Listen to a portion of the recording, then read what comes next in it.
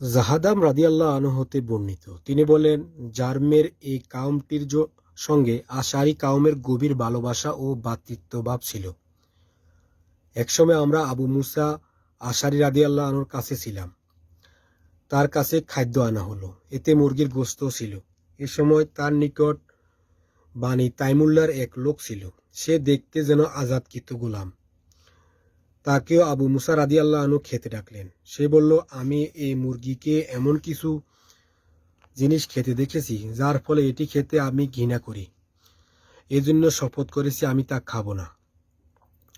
আবু মুসা রাদিয়াল্লাহু আনহু বললেন, তুমি এদিকে এসো, এ ব্যাপারে আমি তোমাকে একটি হাদিস শোনাবো। আমি একসময় আশারি কাউমের একটি প্রতিনিধি দলের সাথে নবী সাল্লাল্লাহু আলাইহি ইসলামের কাছে বাহন চাওয়ার জন্য গেলাম। তিনি বললেন, আল্লাহর শপথ, আমি তোমাদেরকে বাহন দেব না, আর তোমাদের দেওয়ার মতো আমার কাছে বাহন নেই। তারপর নবী সাল্লাল্লাহু আলাইহি ইসলামের কাছে গনিমতের কিছু উট আনা হলে তিনি আমাদের সম্পর্কে জিজ্ঞেস করলেন এবং বললেন, আশারীদের দলটি কোথায়?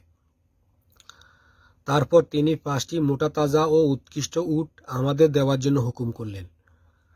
আমরা এগুলি নিয়ে রওনা দেওয়ার সময় বললাম, আমরা কি কর্মটি করলাম? নবী সাল্লাল্লাহু আলাইহি ইসলাম শপথ করে বললেন, আমাদের বাহন দেবেন না এবং তার কাছে দেওয়ার মতো বাহন নেই। তারপরও তো তিনি আমাদের বাহন দিয়ে দিলেন। হয়তো আমরা তাকে তার শপথ সম্পর্কে বেখেয়াল করে দিয়েছি। আল্লাহর শপথ,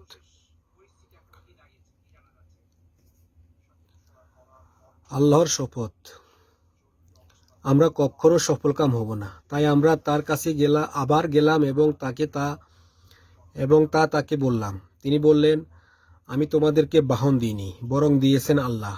আল্লাহর শপথ, আমি কোনো বিষয়ে শপথ করি, আর যদি তার বিপরীতে কল্যাণ দেখতে পাই তবে তাতেই ফিরে আসি এবং কাফারা আদায় করে তা বৈধ করে নিই।